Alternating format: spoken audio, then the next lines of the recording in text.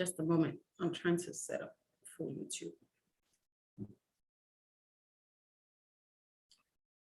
Okay. Just a moment. All right, we're live. Thank you, guys. Give me a moment. Or I'm going to start recording. Got it.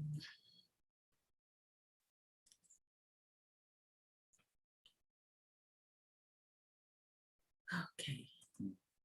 We're good.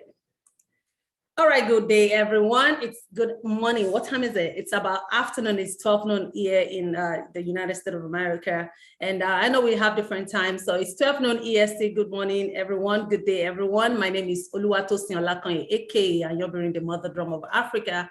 I'm the president and founder of Mother Drum Healing Arts Foundation. It's a non-profit organization that is dedicated to using the art to raise awareness about addiction and mental health challenges, as well as to use art to send a message of hope to families, individuals who may be struggling with addiction or mental health challenges.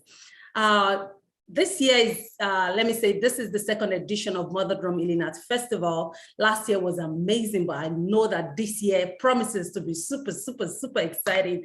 And today is like the first day of Mother Fest. And we started this morning, the first session started about 10 o'clock this morning with a workshop on dance, how to use dance as a tool for healing. And the second session is, this is the second session of the Healing Arts workshop. And I have amazing people that will be sharing with us wonderful stuff from this end. Let me quickly introduce everybody to you.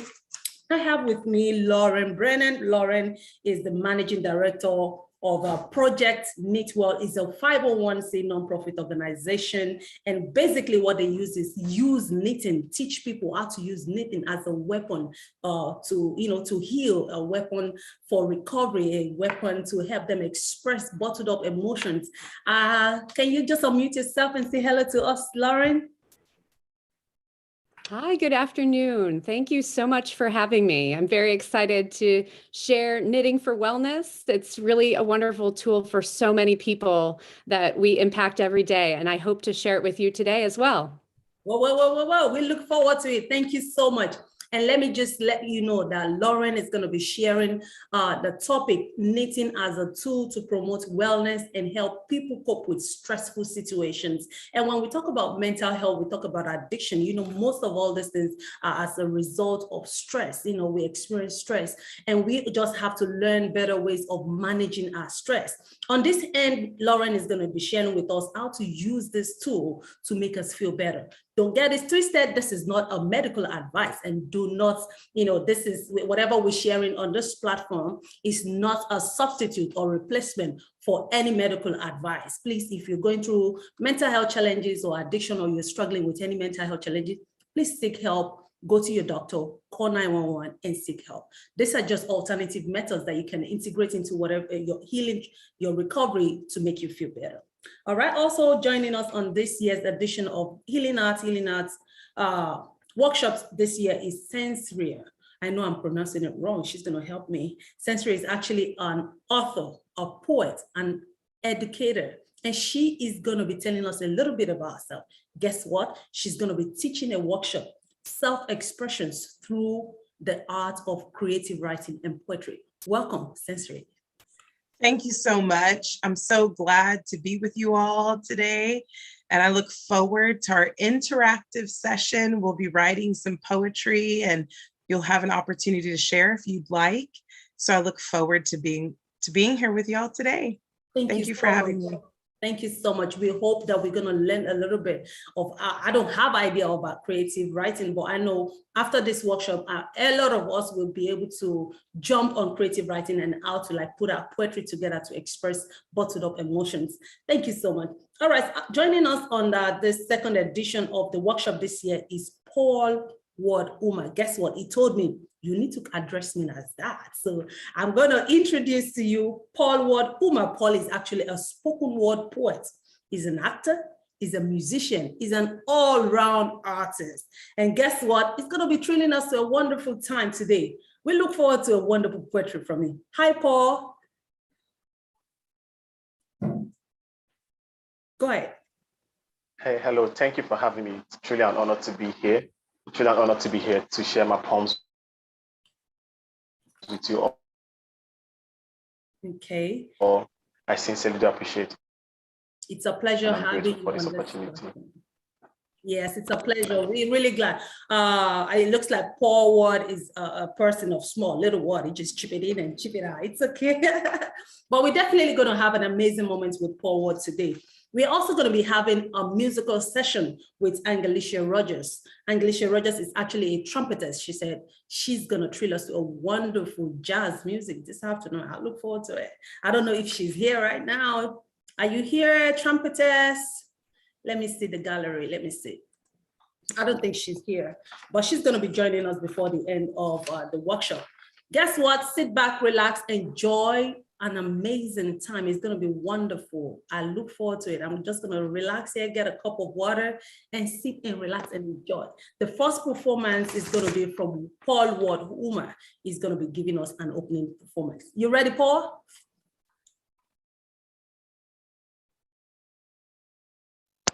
I'm ready. I'm ready. All right, we're ready for you.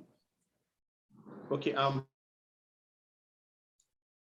Before I share my poems, so I have 2 poems to perform this evening. It's basically evening here in Nigeria. So the first one is titled "The Fall," and then the second one is titled "Oriona." So basically, some of my poems are basically about things I experienced as a Nigerian, as a young Nigerian, within my community, within my society, within Nigeria. So I try as much as to portray these things in my poem, and sometimes I try as much as to shed more light on, the situation of things where I'm from and how this thing can impact me as a Nigerian and society at large, basically. So I'll start with the first poem, which is titled "The Fall." My mother carries a purse filled with songs. Each morning, she pulls a song to remind me to stay alive. She says my family has a history of men falling. My father fell for her. My father's father fell at the edge of a white man's gun. She reminds me of the genealogy of falling in my family. So when a policeman pulls me over, I think I fear. Is this how I fall? Will my body against the ground be loud enough to create a hashtag? Light enough to spark a conversation? My mother know. All I ever wanted was to fall for a girl and not at the edge of a gun. There are stories of bodies housing bullets returning to earth, like the prodigal son into the arms of his father. Bullets leave holes in the heart of a boy. A boy dies, leave holes in the heart of his father. A vicious circle. So when a policeman asks for my name, I think I fear. Is this how I fall? Will my skin be enough to save? Will my name be enough to save my skin? As he saved my father's father from the white man when they questioned his skin. Felt helpless as he gets dragged across the ocean like a man with no history, no name, no tongue. Will I end up like my father's father, dead, dragged across the street?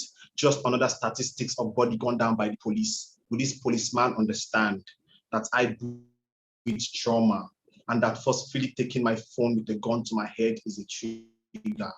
So please don't shoot. Please don't shoot. Somewhere beneath me is my mother praying, hoping like this poem, I come back home in one piece. Thank you. So that's the first poem. That's the first poem. So that is really amazing. Thank you so much. The second poem is about where I am. Thank you. Thank you so very much. So the second poem is about where I'm from. I'm an Igbo boy. So I read about the Igbo landing, an event that took place during the slave trade era, where a group of Nigerians, a group of slavers, where they voted against the white men on the ship. So that kind of inspired this poem, to make people understand that yes, in the face of oppression, you can still have a voice. In the face of oppression, you can still stand for something. So this poem is titled Oriona, inspired by the events, which is the Igbo landing. My eyes look like the aftermath of war. I carry a generation that drown while singing. They live within me. They are my cellmates. There are songs buried in my blood. Sometimes I feel the wave in me drifts me between 1803 to 2020. Letters from Durban Creek, greetings from distant family. I come from a long line of musicians, a tribe of choir who learned to walk on water. We learned to turn the ocean, our voice into sound wave. We learned to walk on water before Peter had the revelation. We were the first resistance, the balance, a beacon of hope. Long before black held a gun against the white, we stood with fists clenched, eyes open, bloodshot on that ship. We were the first to flip the script that we can rewrite this story. The Igbos, the red cap people. On that day, we stole the show, held hands together, marched like schoolboys and girls. We stole the show, turned it into a concert. Our songs echoing for generations to come. Our songs went on tour, taught little black kids that no chain strong enough to hold your wheel. We were the first to make love with water, feel it run through our pores. Our bodies flew on the water, became monuments ashore. Bodies carrying names too difficult for the whites to call, so they called us slave. They say it was suicide, but we know. The only song Kate Beth sing is freedom. So when we beat the Ogene, the ocean became a stepping stone to meet Archie. When we beat the Udi, Archie welcomed us with kola nuts. I know you think I'm not, that my ancestors lacked the guts for a revolution. But what is black history written by the whites if not a fragment of the truth? I am the whole truth. I watched my father plant this seed. Watch me bridge the gap. I'm the hyphen connecting two generations. Watch me bridge the gap. So this is for the 75, to the under 5, to those who dance to the wave of the sea. You carry your breath, I carry me. So big those are my 2 prompts for this evening. Wow. That is simply amazing. You took us through the journey. You know, I just got carried away for a moment. I know a lot of people feel like that. That is simply amazing. That is the power of poetry, ability to use poetry, ability to use art to express things that we can't even share with people, things that we can't even share with the people around us. That is deep. I really want to commend you for sharing this with us. And I know that everybody on this platform want to say a big thank you to you for sharing this. This is really deeper than you think. I really appreciate this. And we want, on behalf of Mother Drum Healing Arts Foundation, we want to say thank you for sharing this on this platform.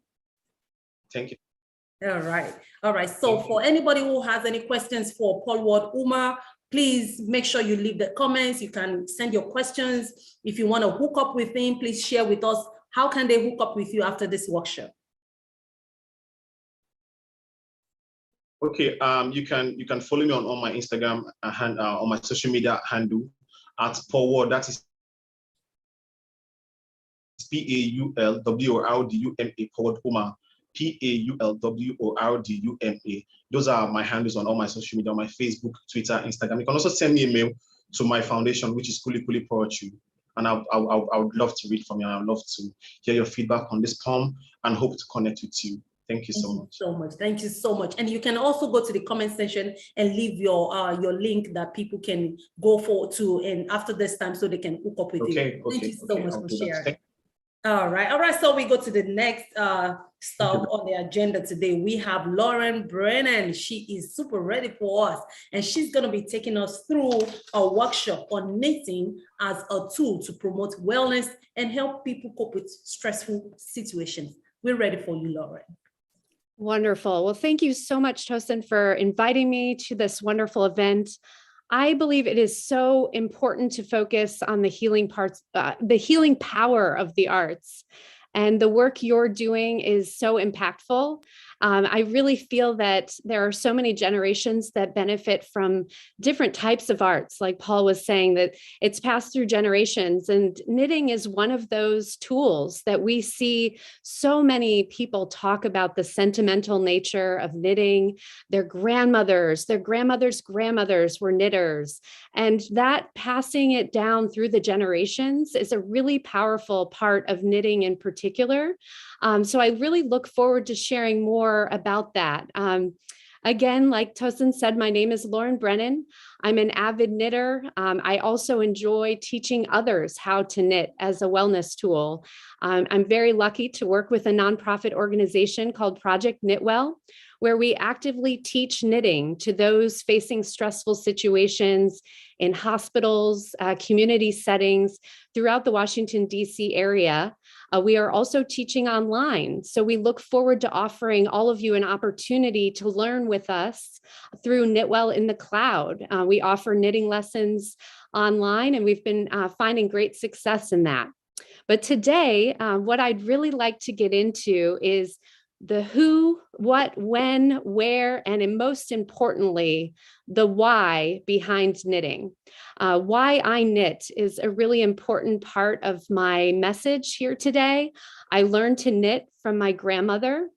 She was facing a treatment for a very aggressive form of cancer.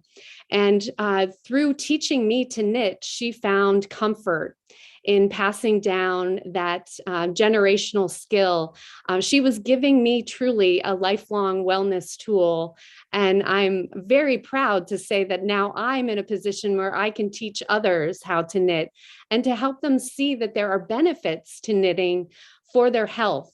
So not only do we enjoy knitting, but it's also something that's fundamentally very good for us. I'm going to share my screen with you. And one of the things that I feel very strongly about, and part of the initial share, let's see if I can get this to pop up here. Can you see my screen? Yes, okay. So I believe that it would be so powerful to see messages like this on billboards. Knitting can indeed slow the onset of dementia by up to 50%, according to a Mayo Clinic study in 2012. In The Creativity Cure, How to Create Happiness with Your Own Two Hands, the authors describe how 60% of the surface area of our brains is committed to the activities in our hands. So bimanual activities like knitting can actually create new neural pathways. And we're really excited to share these types of things with folks through Project Knitwell. The sense of satisfaction that you get from knitting and from sharing your knitting objects with others truly releases so many chemicals like dopamine, serotonin. I'll talk more about that in a second. But knitting is also a proven wellness tool that the repetitive motion lowers your heart rate. It can lower your blood pressure and your overall stress. So we feel very strongly at Project Knitwell that there are so many things that we can accomplish with our hands, and knitting is just one of them. One of the books that I'd love to highlight to you today is called The Hand by Frank Wilson. He talks about that 60% of our surface area that I mentioned. We can use our hands to shape the messages in our minds. Neuroscientists are talking about the plasticity of our brain and how we can reformat and redirect it. There are many passages in his book that discuss how ancient cultures shape the brain, shape our language and our use of the brain in our cultural experiences. So the repetitive motion of knitting is very similar to what we find in ancient cultures with worry stones, as you can see pictured there, mala beads, all of the comforting rhythmic motions that you see through these types of tools are very similar to knitting. The sensory experience that you go through when you're knitting is very rhythmic and very calming. Betsan Korkle is a world-renowned expert on therapeutic knitting. You see her book pictured there. It talks about how to knit a flexible mind. So how we can use knitting to actually imprint our brain for wellness. Her group called Stitch Links is a very popular group in the United Kingdom.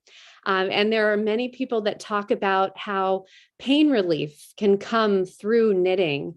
She talks a lot about how the complexity of knitting is truly part of that experience, and embracing that journey to recovery that we all have can really be powerful in having the impact on our overall health and wellness. I feel very strongly that these books are a tool that can give you more insight into how our brain can be wired through our hands. I feel very strongly that there are so many uses of our hands, music, especially drumming, which is very rhythmic. Many rhythmic crafts are available. So although we focus on knitting, there are many, many tools that can do the same thing. So who knits? This is a really powerful piece of my message here today.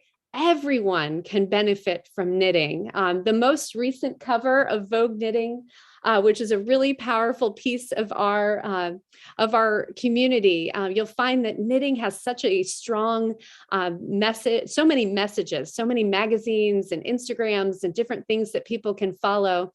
And Michelle Obama was featured on the most recent edition of Vogue Knitting, and she is quoted as saying, she wants to tell everyone that a lot of this knitting stuff sounds complicated until you actually do it. And the more you do it, the more you practice it, the more comfortable it becomes. And you just have to have patience and the desire to take small stitches and really turn them into something great.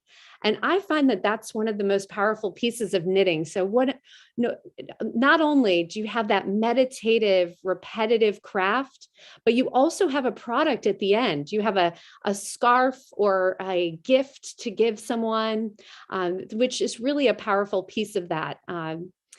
Not only do we think of knitting as a craft, but it's also a powerful science. So knitting can be broken down into patterns.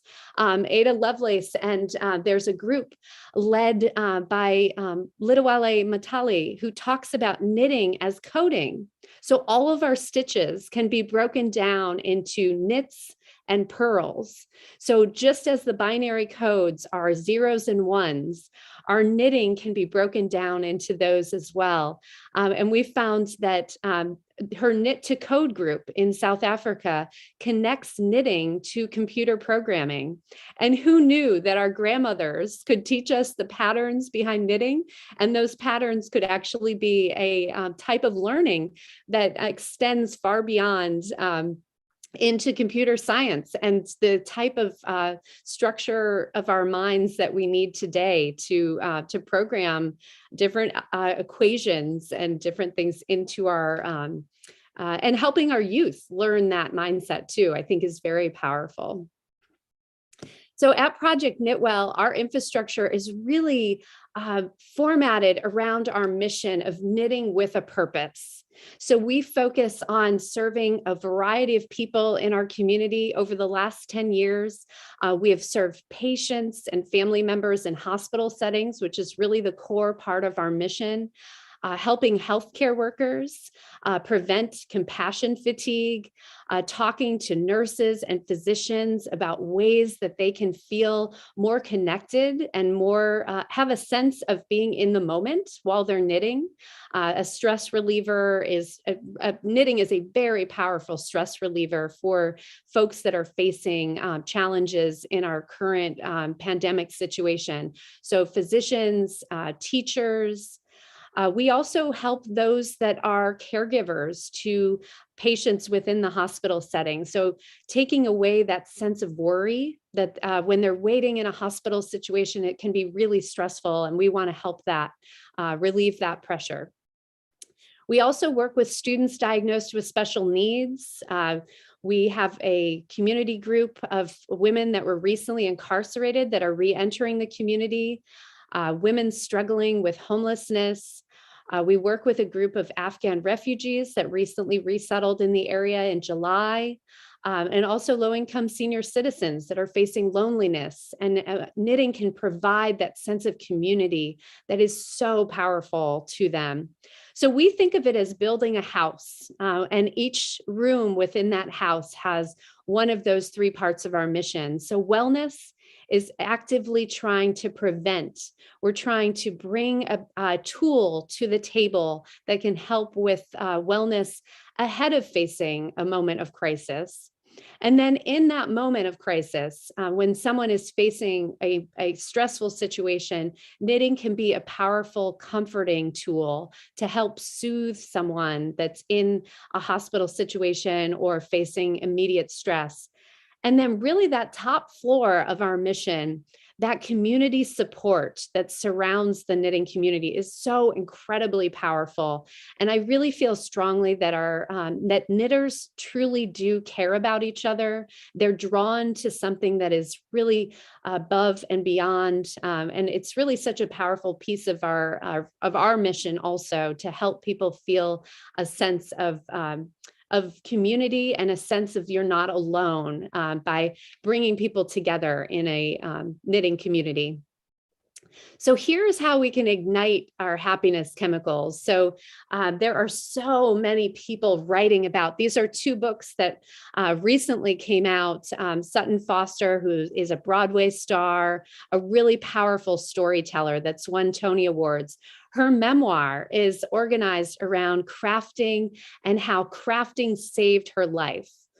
Which is such a powerful message, really, that she was able to use well, she's primarily a crocheter, which no bias towards any of the crafts, but she has really found that through her different knitting projects, she's been able to find a core strength and also a way to sentimentally look back on what she has accomplished. So Knitting for Radical Self-Care. This is a modern guide coming out next month. I'm so excited about the messages that are included in this pattern book by Brandy Cheyenne Harper. I'm really hopeful that more people will think of knitting truly as radical self-care. It's really an exciting way to think of the messages. So how do we ignite these happiness chemicals? Why are we knitting? So dopamine, the reward chemical. So simply completing a project, that final cast off, is overcoming a really powerful sense of overcoming an obstacle. When you have something that's just not quite right, if it's not going right, if you're able to overcome that, that can be a really powerful release of dopamine, which is a really powerful neurotransmitter in your brain.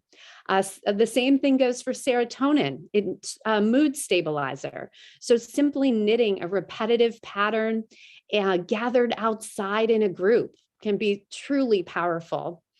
Endorphins, actual painkillers that we can release by trying something new to us, trying a new artful freestyle design, doing something that you haven't done before can be so, so powerful. Oxytocin, the love hormone. So giving away that labor of love that you've spent hours on, you've spent every stitch, you've had a chance to think of someone, or simply giving a simple compliment. Share and tell is really a powerful part of knitting. And when we have a chance to share our knitting with others, it is such a powerful piece of our knitting community. So the top 5 reasons to knit. Truly, it is therapeutic in so many ways, simply relaxing. Also, knitting is forgiving. So one of the things that we've found with knitting is in its simplicity, you can always tear out what you've done and re-knit that yarn. It is such a powerful, forgiving craft. Nothing is right or wrong. We talk about that every stitch can be, if it's repeated, can be a part of your pattern. So there really isn't any right or wrong in knitting. So it's truly forgiving. It's very creative. I've been knitting for many, many years, and I feel like I still have more to learn, which is so exciting. It makes it really extra powerful that there is always a well of new knowledge. And also that social aspect that I mentioned earlier, that the power of a knitting community can be so impactful. There are smoking cessation groups, knit to quit groups, where people come together and instead of smoking together on their lunch break or on their break, they knit together. And that same rhythmic motion and that same tactile experience that they might be getting from smoking, they're instead getting through knitting together. So I think there's some power in that. I mentioned compassion fatigue earlier when I was talking about our nursing community and our doctors. We were part of a study about the powerful impact of a knitting intervention with oncology nurses, where knitting was actually improving their compassion scores. So we're hopeful that there are more opportunities for research related to that. And figuring out, how does knitting fit into the building blocks of wellness? So in my mind, knitting is more than just your, or wellness really is more than just your health. It is truly living fully and having a conscious awareness, an inclusive, self-directed, and holistic approach to your wellness that's affirming. It's fueling your body, engaging your mind, and nurturing your spirit all at the same time.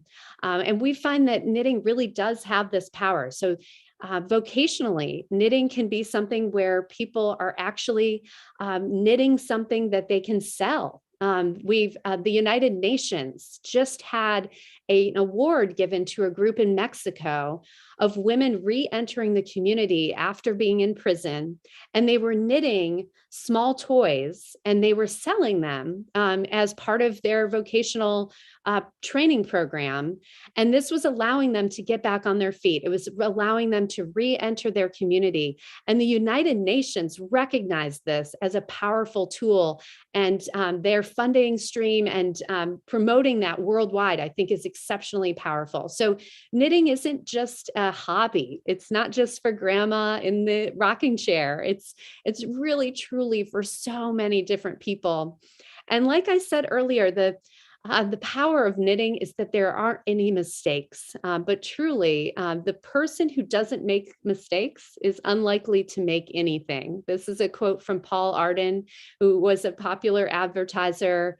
But in knitting, there are really no mistakes. There are just unique creations.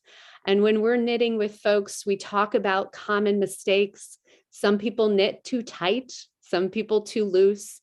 Everyone has a different style. Sometimes your yarn might split, and that's okay. Sometimes there are, the quality of your materials really matters, and we want to provide at Project Knitwell, we want to provide materials that will lead to the most success. So we really recommend our proven methods. We talk about, not pulling off that final stitch at the end. Every knitting tool that we use is a possible comfort to us, and also a challenge at the same time. We talk with our knitters about the pattern of knitting is left to right, front to back. Twisted stitches can be intentional. So really, we talk about all those types of common mistakes, but always remembering that your yarn can always be unraveled. I mentioned a little bit about the benefits of knitting, and these are some of the research articles that have been published in the recent past. The benefits of knitting for personal and social well-being in adulthood. Also with Betson Corkle, who I mentioned earlier, they surveyed over 3,500 knitters and talked about why they were knitting. And many of them reported that it was for relaxation, for stress relief, for creativity. The results showed that there was a correlation between their knitting frequency and how calm and happy they felt. More frequent knitters self-reported a higher cognitive function. We really find that there's so much impact to improved social contact and communication amongst knitters. There's another study published about managing anxiety and eating disorders with knitting for recovery. So if you're experiencing intrusive thoughts or anxious preoccupations with controlled eating, the repetitive task of knitting and the concurrent tasks of engaging your brain can really reduce the emotional intensity of this distress. The Knit to Quit program really empowers people to replace their addiction to a harmful part of their health with something like knitting. So they talked in this article about how when they had a craving, they would knit and crave knitting instead. And also the support group revolving around knitting was a little less intense than going to a doctor or going to a psychology treatment group or a clinical setting. And instead, a knitting circle was much more relaxed and had a lower pressure situation to help them. One of the best parts about knitting, and the Craft Yarn Council talks all about all of the possibilities when it comes to knitting. Which yarn can you choose from? What needles should I choose? There's so much power in those choices that we can make. And that is a big part of our mental health, that self-efficacy and feeling like I am efficient and I am really able to make decisions between all of these different colors and textures of yarn. I put up these different yarn weights just to think about. It's so exciting to walk into a yarn shop and it's like a candy shop, all the colors and textures and I think the glory of knitting is that there are so many possibilities. And really that excites so many people in so many ways. So knitting is just 4 simple steps. And I like to think of it as really part of the process of knitting is breaking it down into its simple pieces. And really, isn't that what we're all trying to do on a daily basis? I think the more that we break things down and keep it simple, the better off we'll be.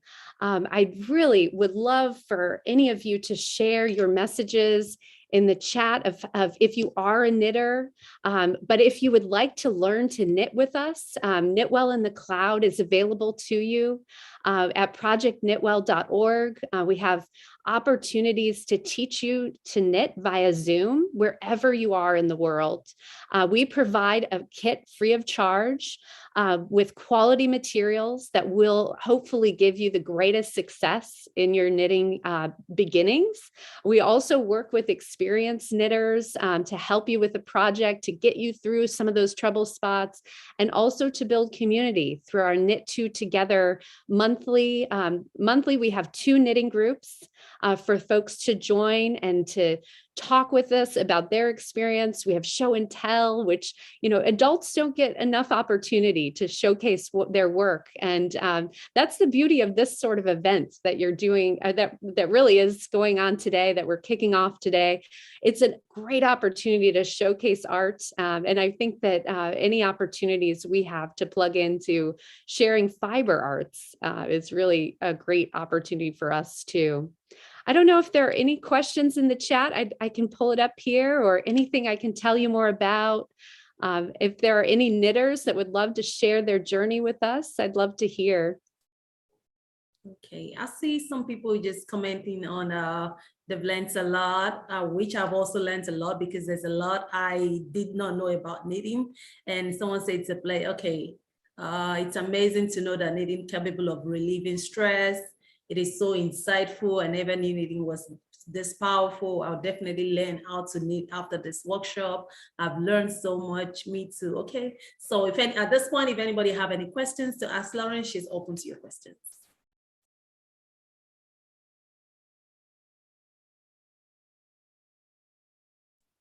Okay. If you don't want to ask, you can leave a comment and we're going to read it out. All right. This is the Q&A session.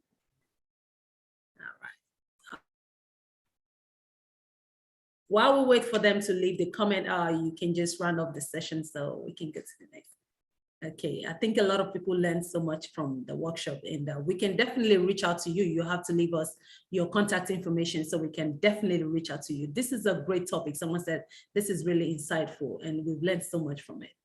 Go ahead. Great. Well, I look forward to continuing to partner with you. And I think it really is the power of healing and the arts, and all of the pieces of that message are so, so powerful.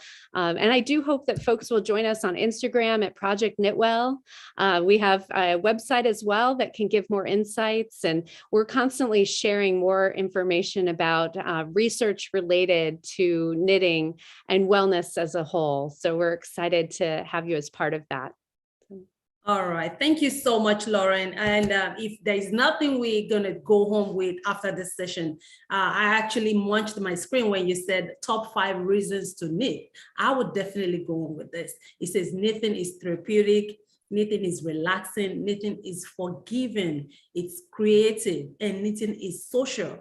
You know, I really connect with the fact that it brings people together. And that is one thing that everybody needs. Everybody needs somebody. You know, isolation have a way of drowning us. And as a community, when we come together as one, there's so much that can be done with so many people together. That community, building community through knitting is very important at this point, especially with the COVID and, you know, people are isolating themselves. We can't really gather.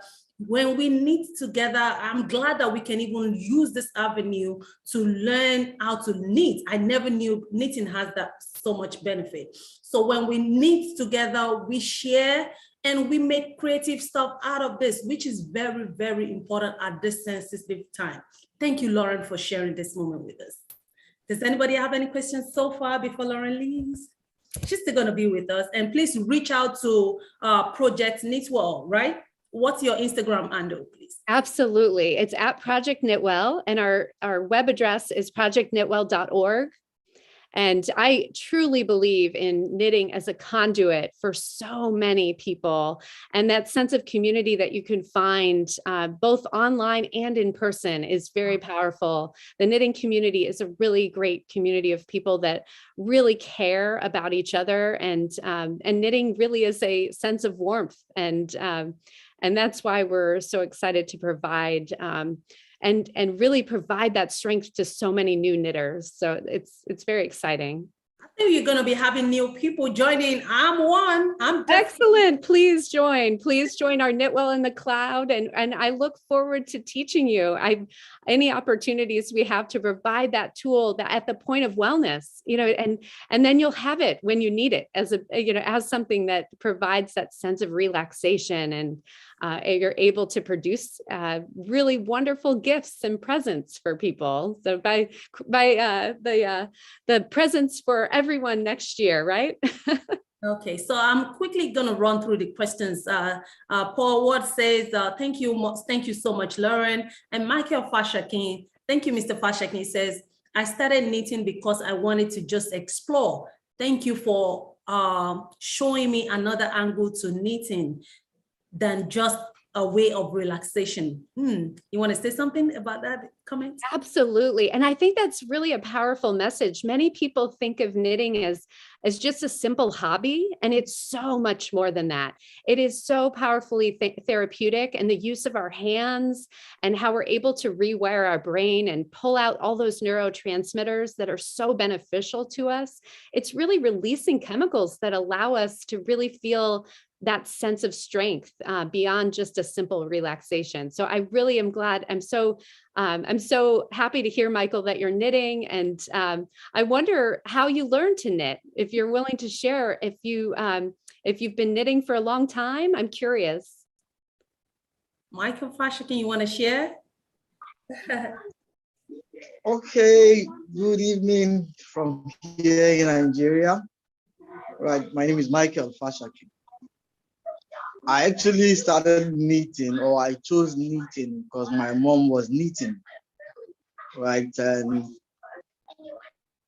were 4 boys and 1 girl, and the only girl came in much later.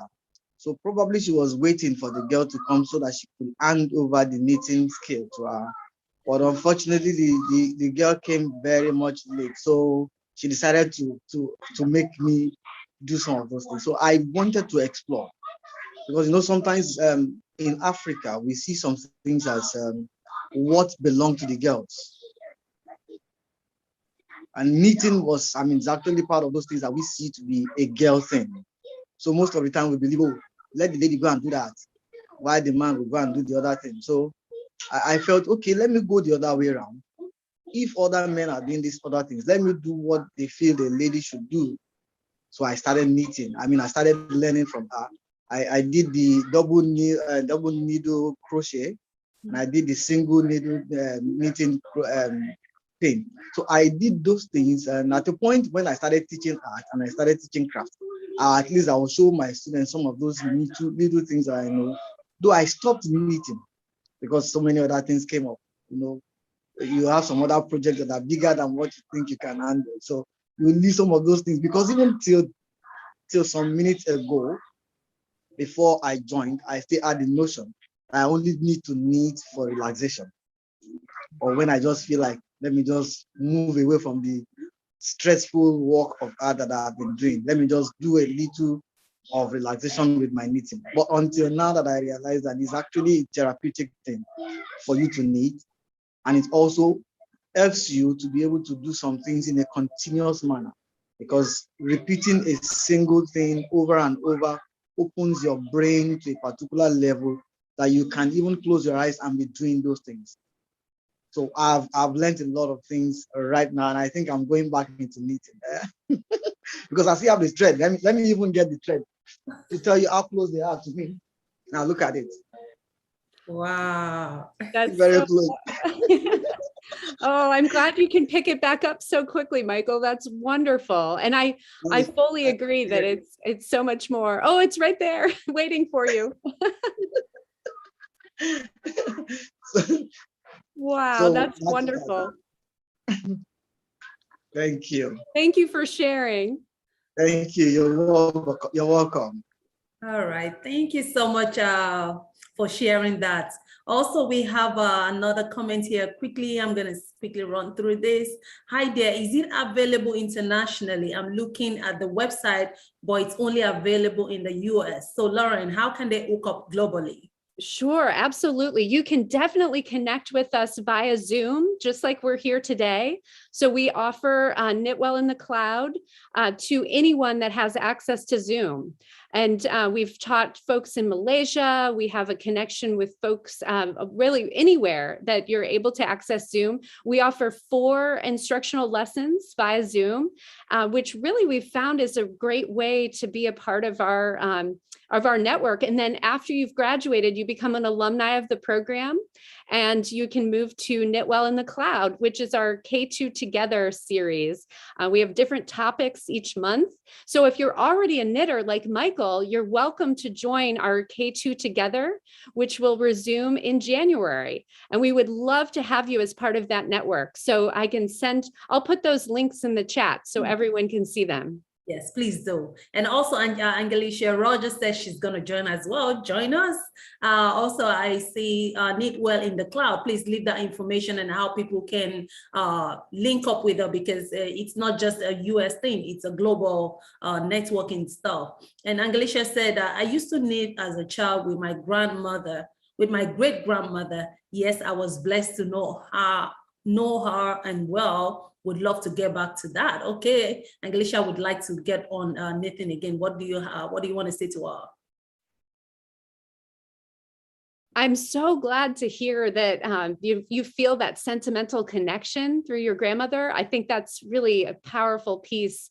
And that's really what draws so many people to continue to knit, is that sentimental connection that you can have to your family members that have passed it down to many generations. My great aunt has a story of her father teaching her to knit.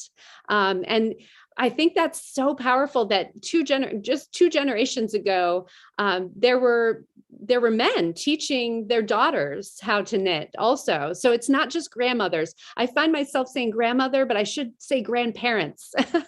And actually, I could say friends and neighbors and young people are learning to knit too. We've connected with quite a few students at colleges and universities. So it's not just for young people, it's for young and old, and any generation can benefit from the power of knitting.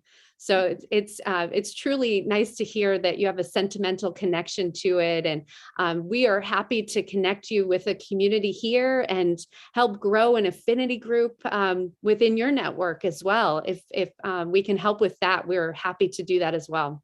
Thank you so much, Lauren. It's been a wonderful time with you. Your session has been very interactive. And for some of us who never knew how therapeutic knitting is, we're definitely going to get on board with you. And I know a lot of people will also jump on board with you. And for people like Michael Fashakin, who has already started, pick it up and let's get it out of the way. Don't drop it. Let's do it. Let's do it. You know, and now I learned when we knit together, we stay together as a community, which is really good. Thank you so much, Lauren. Please hook up with Lauren on Instagram, on Facebook, and on their website, please. She is the managing director of Project Knitwell. It's a 501c nonprofit organization, and they have supported Mother Drum Healing Art Festival this year. Thank you so much for your support. We really want to say thank you. All right, so we go to the next. Do you have anything to say before I go to the next thing on the line? You have anything to say, Lauren? I'm going to drop those links in the chat right now. Okay, all right. So thank you so much for having me. You're welcome. Thank you so much. All right, we can go to Angelicia Rogers. Are you ready for us? We want to hear some music. Angelicia, it's your turn. You ready for us? Okay. Hello, everybody. Oh, Hello. hold on 1 second, sorry. Okay. All right. When we introduced everyone earlier, Angelicia was not on. Now she's back. She's going to be treating us to some music to relax our nerves before we go to the next, what's it called, workshop facilitator. Are you ready for us?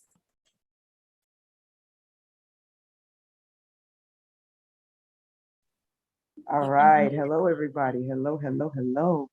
My name is Angelicia Rogers.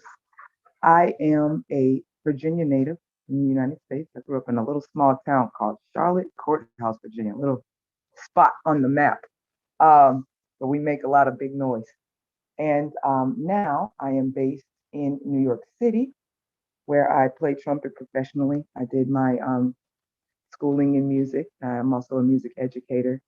And it just means a lot to me to lift up spirits and share some good things through music.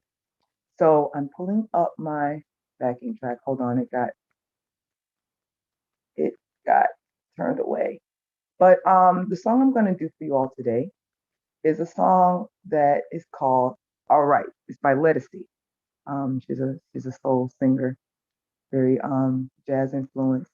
And it's a song that actually I kind of had a connection to. The first time I heard it was in a Tyler Perry film. And I really enjoyed the message, and I just wanted to share that with you all today, because no matter what we're going through, it's going to be all right. We just have to learn how to put it in perspective. That's it. Thank you. All right. So 1 second, I'm pulling up the track. Go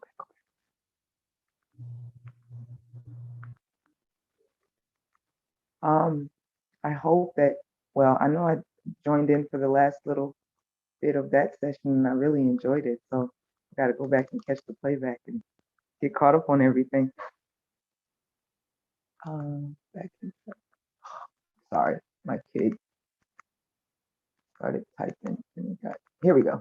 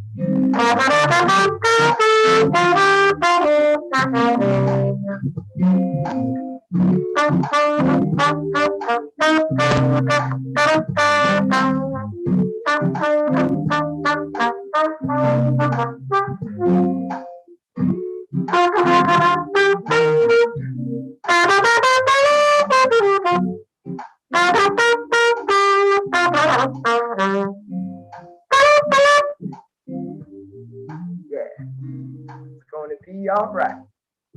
Much love. Thank you so much. Thank you so much. That was a beautiful. Thank you so much. That was a wonderful performance. Thank you, Alicia. You actually supported us last year. And thank you that we reached out to you this year and you just said, you know what, I'm all in. Thank you for your support. Yes, ma'am. Thank you for having me. Thank you for having me. You know, I'll put this in. This is a topic that's very near and dear to my heart. And I mean, you know, as we're going through so much just in the world with this whole pandemic and just everything, I'm in a place where I'm just really realizing too, and just like listening to what you were saying about the knitting, how we have to, it's so important to grab on to the things that make us comfortable, grab on to the things that uplift us, grab on to the things that give us joy, grab on to anything, because like, it's so easy to get strayed. So thank you so much for thinking of me. I'm very happy to be a part of the cause, and I really hope that put a smile on somebody's face. Thank you so much. Thank you so much. Thank you so much. All right, without wasting so much of our time, we're going to go to the next workshop facilitator. I actually wrote her name down because I've been pronouncing it wrong. She said it's I didn't even, Sonsire? Sonsire. Hey, okay, I got it. Sonsire Murray, right? Is that it? Okay. Sonsire Murray, you got it. Hey, okay, I tried this time. I'm sorry if I murdered your name. All right, Sonsire is an author, a poet, and educator. She's gonna be teaching a workshop titled Self-Expressions Through Creative Writing and Poetry. All right, come along. Let's go. We're ready for you. Yes. Hello, everyone. I'm so glad to be with y'all. I do want to say right up front, this is going to be an interactive session. So I want to encourage you to grab a pen and some paper. And if there are people with you, invite them to participate with us. We're going to be writing today. So during this next session. And again, welcome to the Creative Writing Workshop. My name is Sonsire Murray, and I'm here through Hearts Need Art. And Hearts Need Art is an organization that provides creative support to those who are facing life-altering health challenges and their caregivers. We also support healthcare professionals as well. I have over 20 years of experience as a teaching artist for youth in theater arts, musical theater, and creative writing. And I'm so happy to be with y'all as we discuss the role of arts, specifically when it comes to addiction recovery. And I think it's important to note here that it's not just folks who are in addiction recovery, but I think all of us collectively, I think it's important to note that we all struggle with being trapped in hopeless despair. Does that resonate with you? There may have been times where you've gone through a season or experienced something, a loss that has caused deep despair. And so we all can relate to that. And sometimes when that happens, we get stuck listening to what I call old tapes, right? Like old tapes, old messages that tell us lies about who we are. And I think through creative expression, those who are experiencing suffering can dismantle shame and actually rebuild with hope. When we put pen to paper, it helps us sort out and express all the things that we have sort of swirling around in our head and in our heart. When you put pen to paper, by expressing your grief and your sorrow and your lament and leaning into those things, we process our pain. And through processing our pain, we're even able to see the beauty in our own creativity. And here, when we behold this beauty, it inspires hope in us. And so I hope that today, through this experience, this writing experience and workshop, you'll be able to build that hope. Let's dismantle that shame that tells us who we will or could be, and really tap into the truth of who we are. So that's what we're going to do today. As I mentioned, this is going to be an interactive workshop. And so I invite you at this time, if you haven't already, to grab a pen or a pencil and some paper. I'm going to guide you through some prompts, and we're going to write together, and then we'll share. There will be an opportunity for y'all to share your poem that you've created today. If you feel comfortable, I would love for you to share it. So before we start our prompt, I want to read something to you. And again, I think this speaks to sometimes the negative self-talk that we can do and how we can turn that around. So I'm going to share my screen with y'all. I'm going to read this poem twice.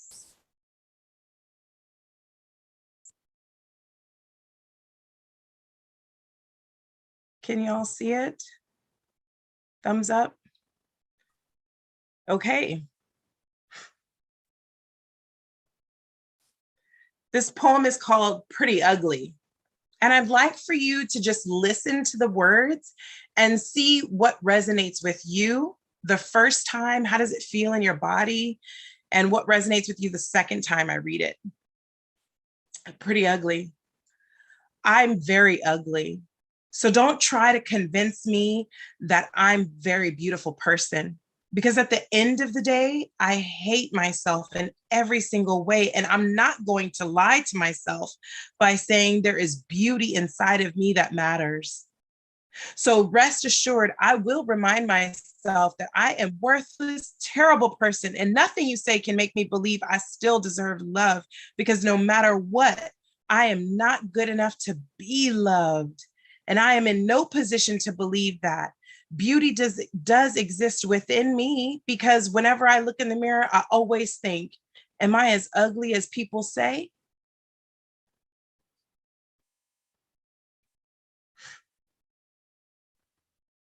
And now I'm going to read the poem again from the bottom up.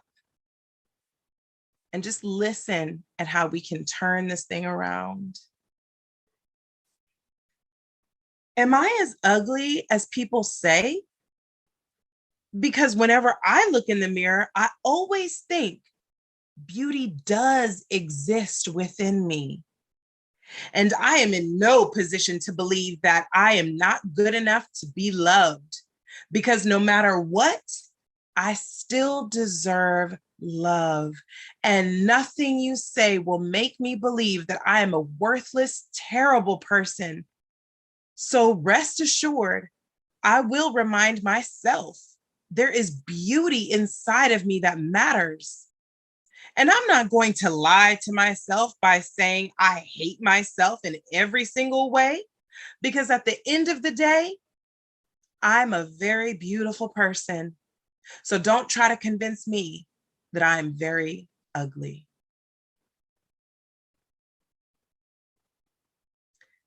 I just want to sit with that for a moment, because as you can see and read, that it is, when you read it from top to bottom, it sounds a lot like that negative self-talk that we say to ourselves.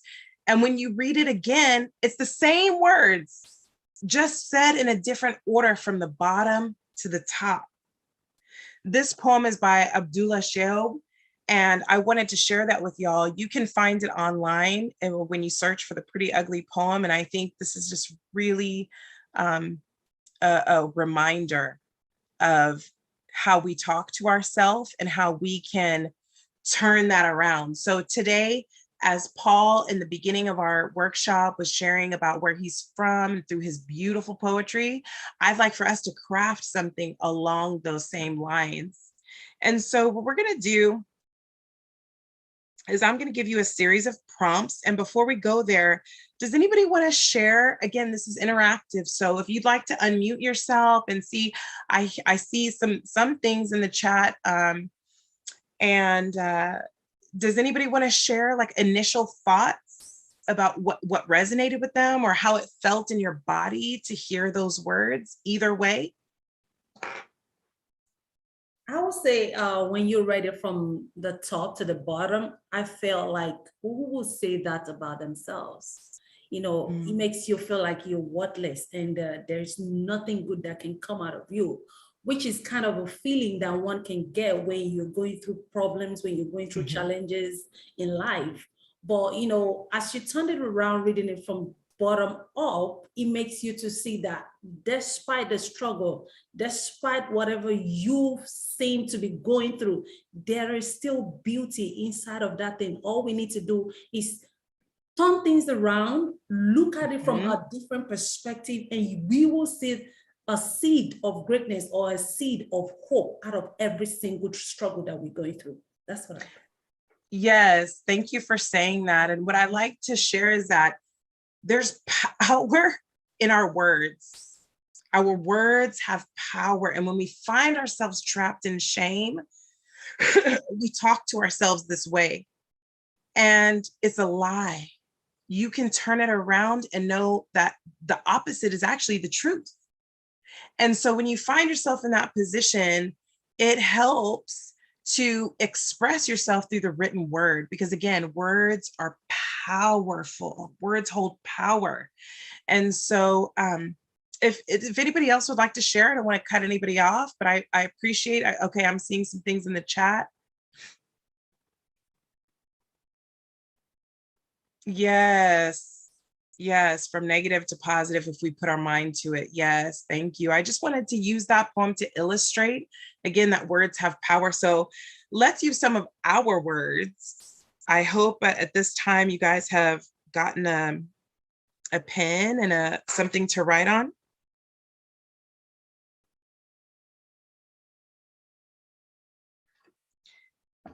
The first thing we're going to do is a quick write. So try not to edit yourself or overthink it. It's just the first thing that comes to your mind. Use describing words, adjectives that really get to the heart of the prompt, okay? So we're gonna just brainstorm. This is a quick write. I will pause to give you a moment to just write, and then I'll continue to the next prompt. And you can write a single word, or you can write a phrase, maybe even a sentence. So we're gonna brainstorm on the truth of who you are. This is a who am I brainstorm. So the first question is, what would a stranger say about you? So on your paper, you'll just write stranger, and then next to that, how a stranger might describe you. So you're in the market and you see somebody across the way. What might they say about you? What would they observe about you?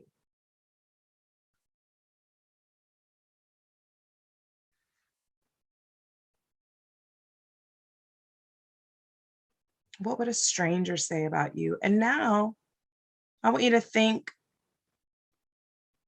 what would a friend say about you? How would a friend describe you? And again, you can just write friend and then what a friend would say about you.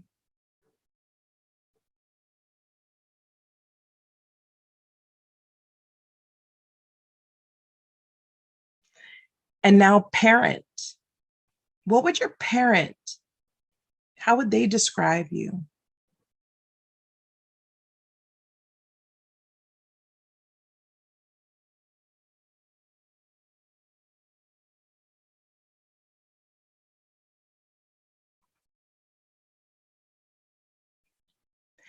And now you, how would you describe you? What do you have to say about yourself?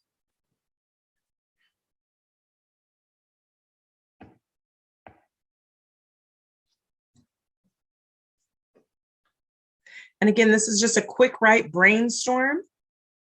Also think on, what does your heart lament? That is to say, what do you find heartbreaking?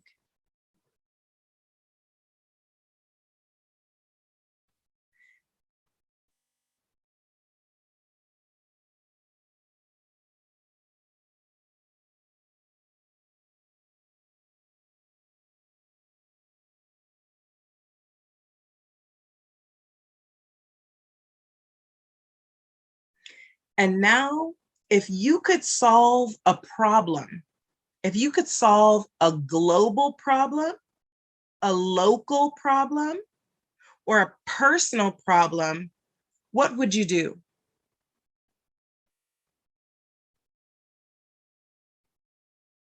If you could solve a problem, what would you do? A global problem, a local problem, or a personal problem? You can choose or you can write for all three.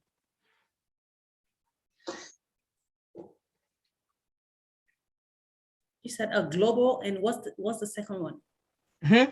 If you could solve a global, local, in your own community, or a personal problem, what would you do?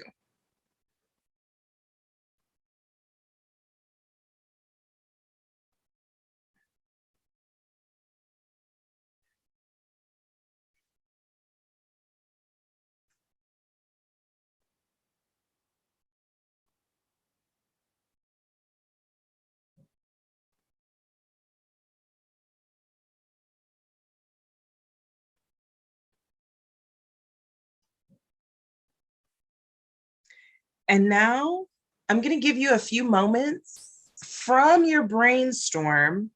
I'm going to give you a few moments to write an affirmation on your own. These things that you have written down are what is true for you. So in order to get in touch with some positive self-talk, some of that healing and hope and turning those things around, you can write an affirmation for yourself that might sound something like, I have the power to help solve, then you fill in the blank with the problem that you have solved. I have the power to help solve a global, local, or personal problem. Again, knowing that the power lies in you. You have everything you need to solve this problem. You might write an affirmation that would sound like, I am a thoughtful and kind person, because that's how a friend would describe you. Maybe you would remind yourself that I am loved and I am light. Those are two that I use often. And I want to encourage you to be creative with these. You guys get to have these now. So scrapbook them, paint them, write them in marker on index cards and put them on your bathroom mirror, the entry door, somewhere where you can see and be reminded about the truth of who you are. So I'm going to give you another moment to craft an affirmation for yourself.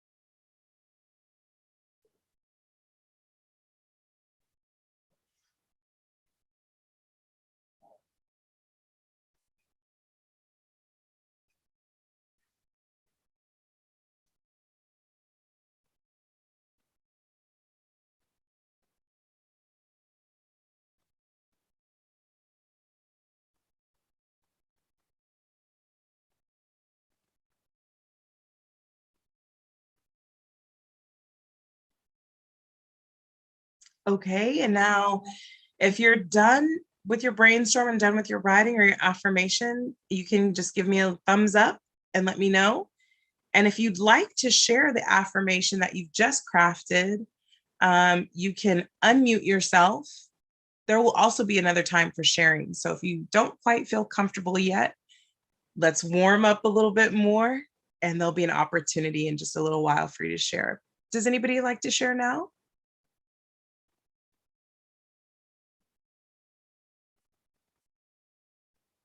I think some of them will be leaving it in the comment. Maybe they don't want to share it. Maybe you can check the. Sure.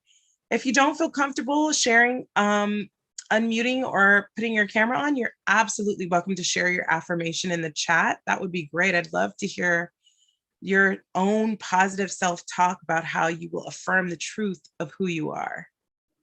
My own positive affirmation is, I said, I am great and I won't let the seed of greatness inside of me die. Yes. Oh, that's beautiful.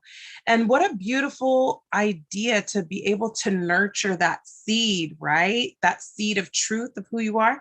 You have to water it and make sure it gets plenty of sunlight and all of those things so that you can nurture that and grow that seed into fruition for who you are. That's beautiful. Thank you for sharing. Okay. I'll share. Okay. So I use for my affirmation, I am loved, liked, and enough. Mm. And then I made another one. I did too. I am also fearfully and wonderfully made. It's a scripture. I always quote that to myself and affirm that to myself. Yes. Yes, absolutely. Thank you so much for sharing. Thank you for sharing. I see in the comment we have, I am a beloved child of God and nothing I do or don't do can change that. Thank you for sharing. That's beautiful. We have another one in the chat that says, I am dependable, I am strong, and I am blessed all around. I am a blessing all around. I love that. You can see how you can provide for other people. That's beautiful. Thank you guys for sharing your affirmations. We're going to move on. That was the warm up. So now we're going to write a poem together. Okay. So again, I'm going to give you a prompt and you're just going to answer the prompt with a single word or a phrase. And you don't have to put too much on it. You're just going to jot it down on each line. Okay. And then at the end, I'll show you how it will come together. So listen for the prompts. And again, I'll give a moment for you to jot down your word or phrase. And then we'll also have another opportunity to share.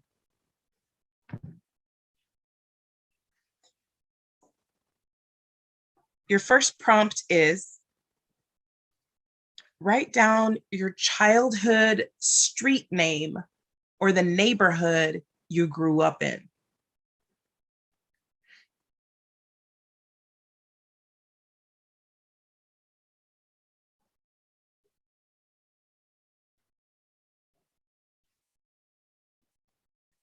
And now you're going to write your favorite smell.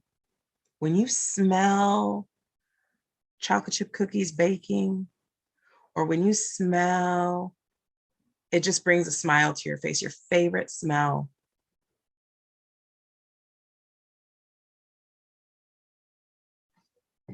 And now I want you to think about the name of 2 family members that have greatly impacted your life. 2 family members. It doesn't have to be your parents. It doesn't just a sibling who have impacted your life.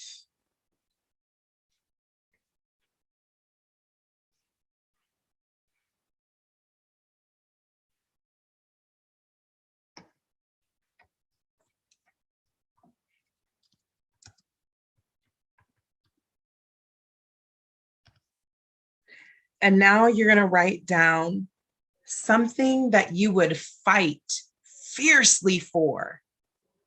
What's something you would fight for?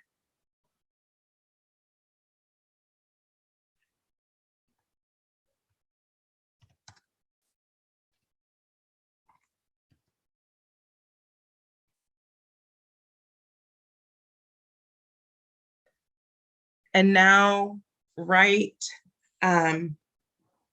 your favorite color.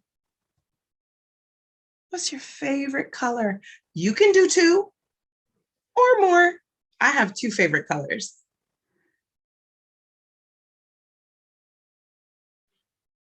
I'm gonna pause and repeat the first few prompts. I was trying to type them in the chat and my fingers are just not that fast.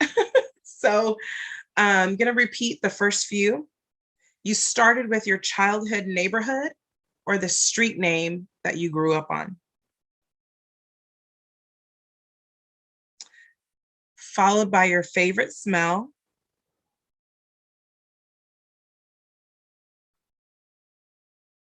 Then 2 names. The name of the family members who have greatly impacted your life. And then something you would fight fiercely for.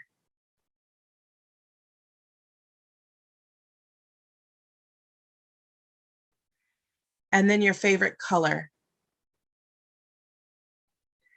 And now moving forward, you're going to continue to write this list. The next thing you're going to write is a meaningful object. What is a meaningful object to you? It could be something handed down. It could be your just favorite item in your home that brings you comfort. A meaningful object.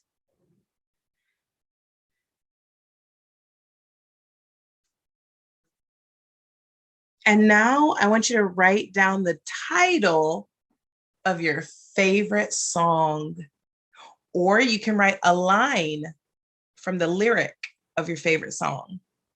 Maybe it's just a song that gets trapped in your head all the time.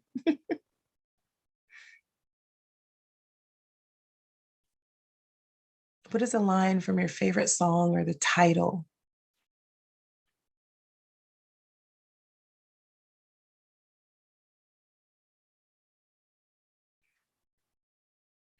And now I want you to write something that breaks your heart. What is something you lament?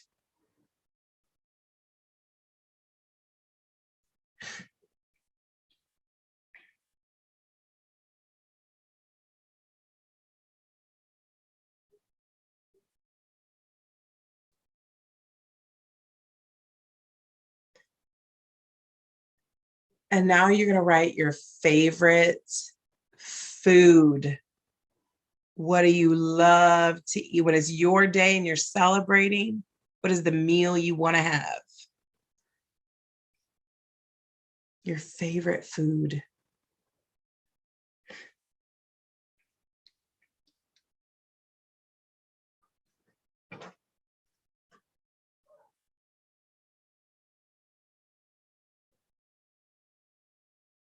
And now I want you to jot down a phrase of a fond memory, something from your childhood or something from last week, anything that made you smile,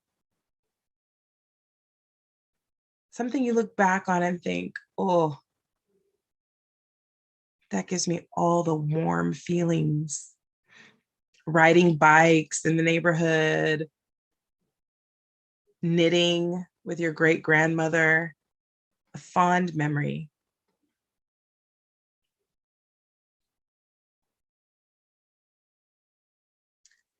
And now I'd like you to think about the legacy you'd like to leave.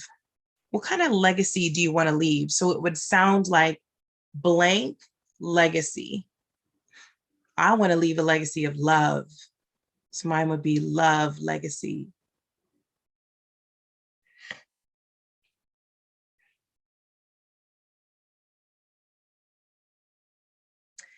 And then your last name. Just write your last name.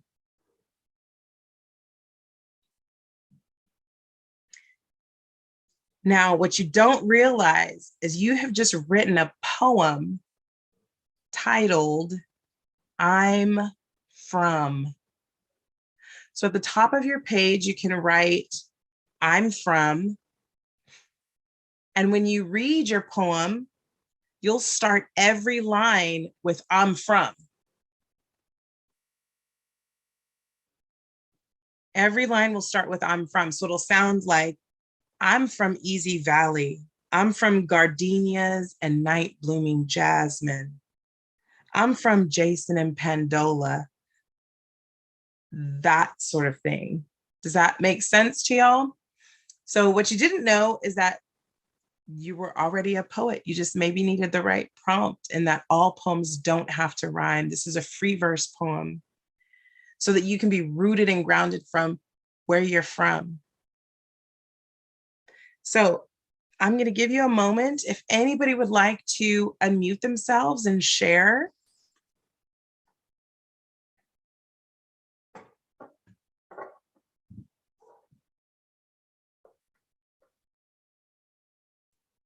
I don't know. I think my "I am from" would rhyme at some point and would not rhyme at some point.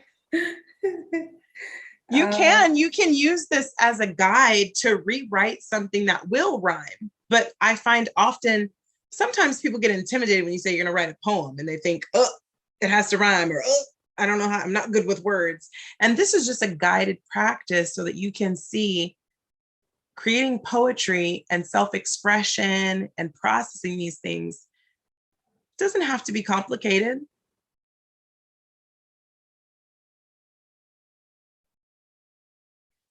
Would anybody like to share? I'm trying to see how the "I'm from" with the favorite color is gonna rhyme. Oh, it doesn't have to rhyme. You just want it to rhyme? My favorite color is purple, so I don't know what rhymes with purple, but an orange. My favorite color is purple and orange. So I can go sincere. yes, I would love for you to share. All right. I'm from Lisa Lane. I'm from Gardenias. I'm from Granny and Jeff. I'm from Justice and Mercy. I'm from Pacific Ocean Blue. I'm from Storytelling Woman. I'm from Let Not Your Heart Be Troubled. I'm from Isolation. I'm from Sea Bass. I'm from Tea Parties in the Treehouse. I'm from Love's Legacy. I'm from Raider.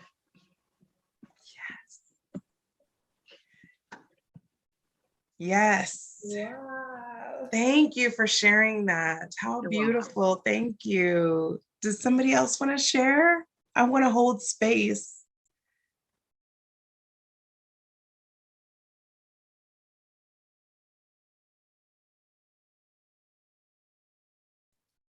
Okay, I'm gonna read half of mine. Half of mine is gonna. Okay, it says, "I'm from Lagos, Nigeria. I'm from Roses," so I don't know how that right. "I'm from my parents. I'm from well-being," so it doesn't right. "I'm from Red. I'm from Everything Is Gonna Be All Right." Yeah. I don't know. That's all. Yeah. Yes. Yes. I love that. I love that. Thank you for sharing. Everything's going to be all right. Angelica, Yes, did you want to share? Yes, I share. Okay. I also want to say the first one who read hers, I really enjoyed it. That was good.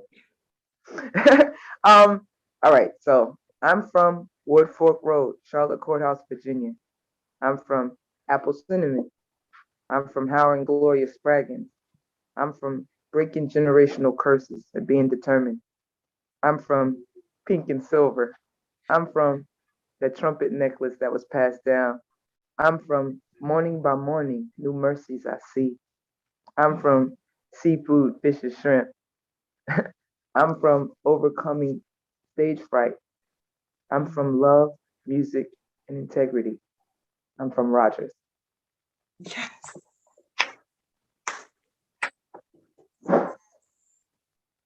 That's good. I like this prompt. This is good. So glad. I'm so glad. That is it. Everybody is a poet. You just need the right prompt. And when you can express these things and get it down on paper, you can begin to build hope. When you're going through something hard and you find yourself doing that negative self-talk that we talked about earlier, you wouldn't talk to a friend that way. So why would you talk to yourself that way? And these are just simple reminders, these affirmations, and this I'm From poem. If ever you forget, you just read this poem again and know the truth about who you are and where you're from. And that helps rebuild hope. Lauren, did you want to share your piece with us? Sure, I'd be happy to. This is really wonderful and it's fun to hear. So I might as well join, right? Yeah. I'm from Waldemare. I'm from warm mulled apple cider. I'm from Aden and Keaton. I'm from my family. I'm from Periwinkle. I'm from First Knitting Projects. I'm from Into the Mystic. I'm from Hunger. I'm from Peanut Butter. I'm from My Baby's First Steps. I'm from A Caring Legacy. I'm from Brennan. Yeah. That's fantastic. That's good stuff, y'all. That's good stuff, y'all. Thank you so much to everybody who shared. I really, really appreciated y'all just jumping right in. Y'all didn't know where we were going to go with it. And you created something beautiful and original. And I just want you to hold on to that. I don't want to cut anybody off. Is there anybody else who'd like to share?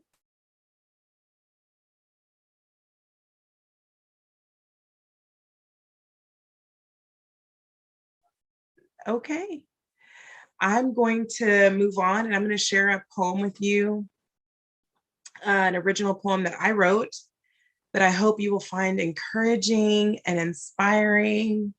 And I hope you will continue to write. These brainstorms that we did and the I'm From poem, I hope you'll use that as a place, as just a starting place to continue to journal, to write, to process your pain, whatever is going on in your head and in your heart. When you can put pen to paper, it gets it out of you. It gets it out of your body and you're able to process in a way that dismantles shame and rebuilds hope. So I want to read this piece to you. It's called Run.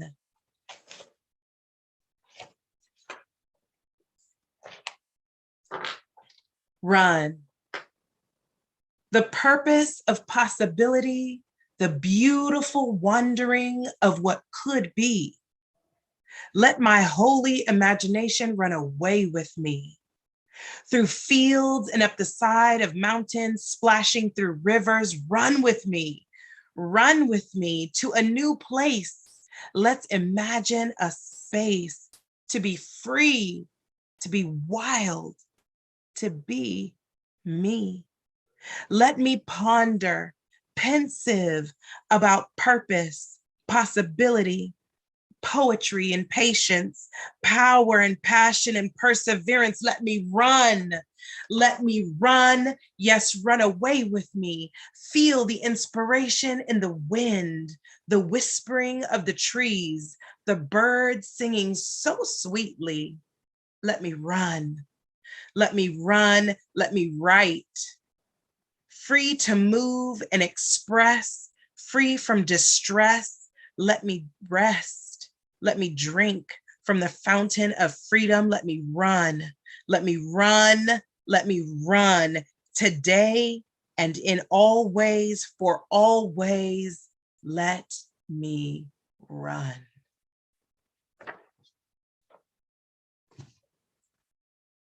You could thank you. You could substitute the word run for write, which is, I try to draw that parallel. I'm not a runner. I don't run like outside. I don't know, maybe on a treadmill, but I do write.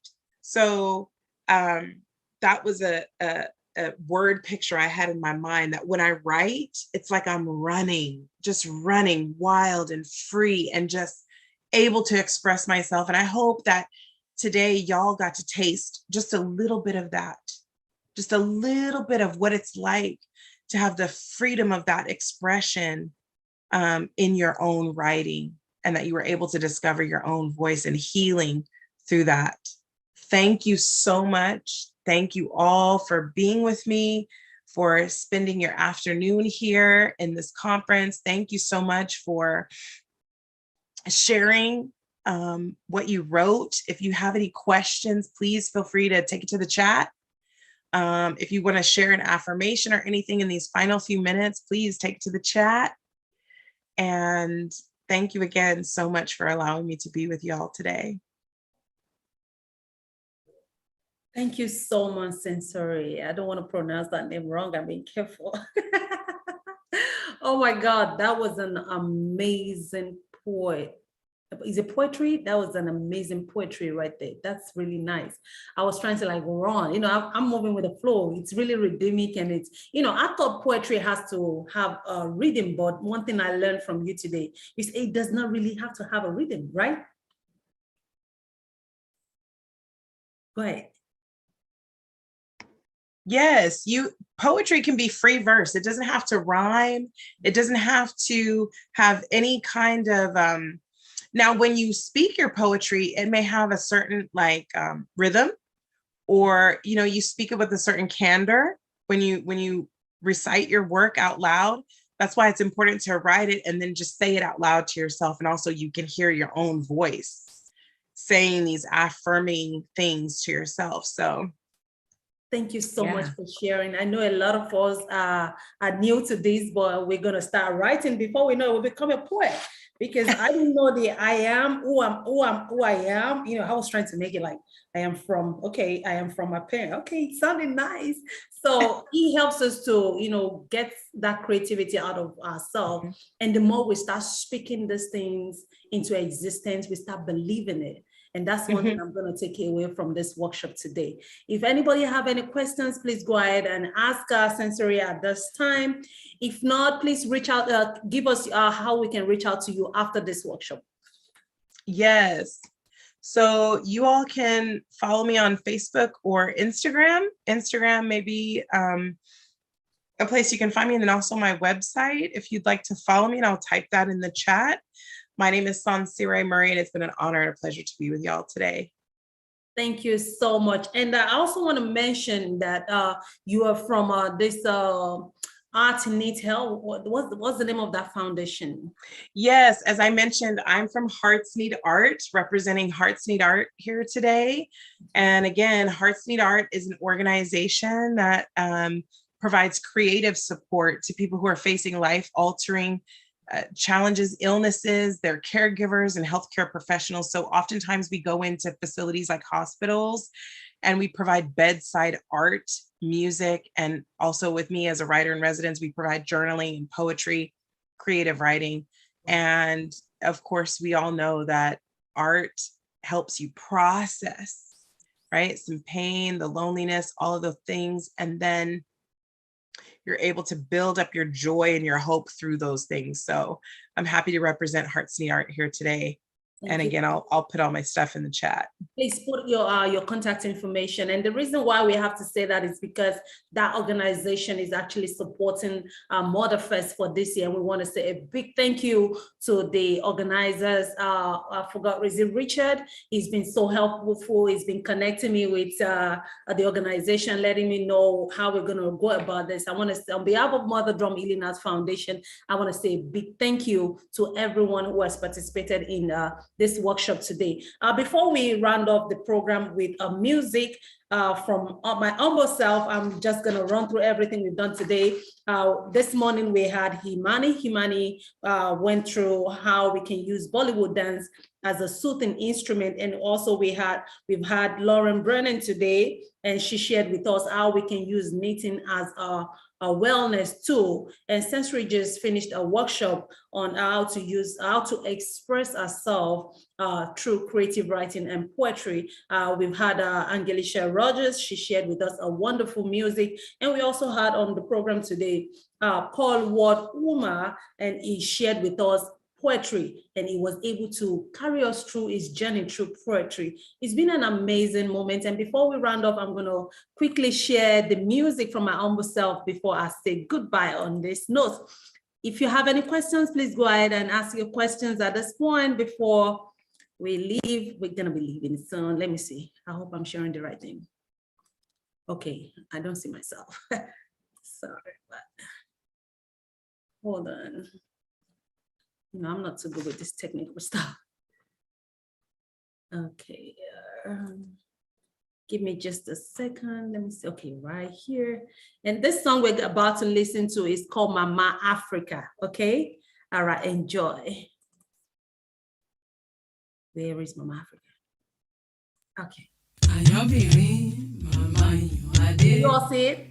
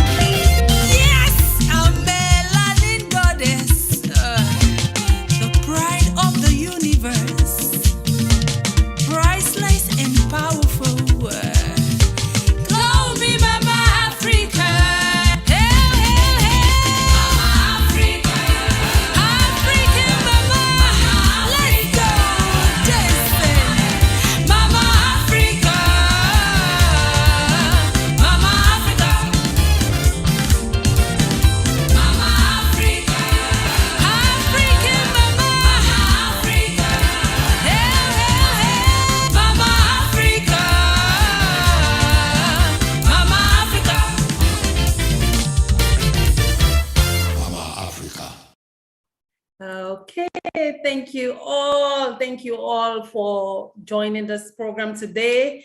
This is the second edition of the Healing Heart Workshop. I want to say thank you to Lauren. Thank you so much for coming. I want to say a big thank you to Sensory. I want to say thank you to Paul Ward, Uma, and Galicia Rogers. I want to say thank you to all of you for making this workshop a huge success. If anybody just want to say something before we round off, please, this is the time to just share anything you want to share at this point. Go ahead, please. You can unmute yourselves. Anything you want to share? Go ahead. Oh, just thanks again for being a part, and just wanted to give everybody an uplift, love and light. All right. Thank you so much, Lauren, on your end. A goodbye Thank you note? so much for organizing this, and I look forward to tomorrow and the next day also. Definitely, yes. Thank you so much. All right, and we have one of the keynote speakers tomorrow, Constanza. She's going to be speaking on a wonderful topic tomorrow. You don't want to miss it. Please share the link with everyone, and we look forward to an amazing moment tomorrow. Motherfest continues tomorrow and Sunday. It's going to be amazing. Thank you all for this support. You know, it's something to have a dream, and it's something to have people to support you. I want to say on behalf of the Board of Trustees of Mother Drum Healing Arts Foundation, thank you so much for supporting us, and we look forward to more commitment, more collaborations in the nearest future. Have a good